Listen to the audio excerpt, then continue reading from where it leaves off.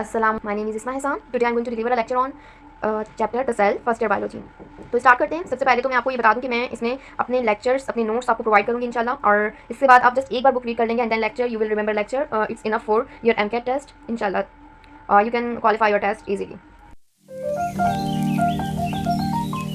अस्सलाम वालेकुम, my name is Isma Hassan. Today I am going to deliver a lecture on chapter the cell first year biology. तो start करते हैं। सबसे पहले तो मैं आपको ये बता दूं कि मैं इसमें अपने लेक्चर्स, अपने नोट्स आपको प्रोवाइड करूंगी इंशाल्लाह, और इसके बाद आप जस्ट एक बार बुक रीड कर लेंगे and then lecture you will remember lecture. It's enough for your MCAT test इंशाल्लाह। You can qualify your test easily. So start करते हैं लेक्चर को। फर्स्ट ऑफ ऑल कि हम जान लेते हैं कि सेल है क्या।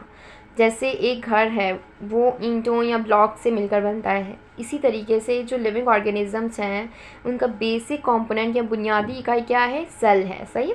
तो सेल जो है फर्स्ट डिस्कवर किसने किया था? Firstly discovered by Robert Hooke in 1665 from cork.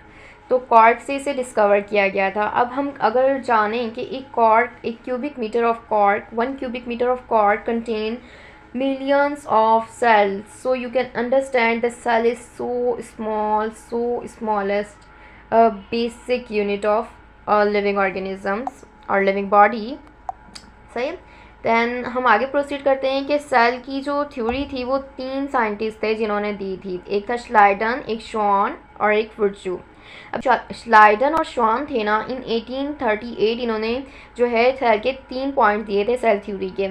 एक था कि all living organisms are made up of 1 or more cells. सही है भाई, कि एक लिविंग ऑर्गेनिज्म एक या एक से ज़्यादा सेल से मिलकर बना हुआ होता है। Cell is a structural and functional unit of life. भाई ये भी सही है कि सेल जो है एक स्ट्रक्चरल और फंक्शनल यूनिट होता है ज़िंदगी का। सेल अराइज स्पॉन्टेनियसली, यानी वो लोग ये कहते थे कि भाई cell is a de novo structure, के सेल जो है वो डिनोवो स्ट्रक्चर है, स्पॉन्टेनियसली अराइज हो जाता है। हालांकि ऐसा नहीं है।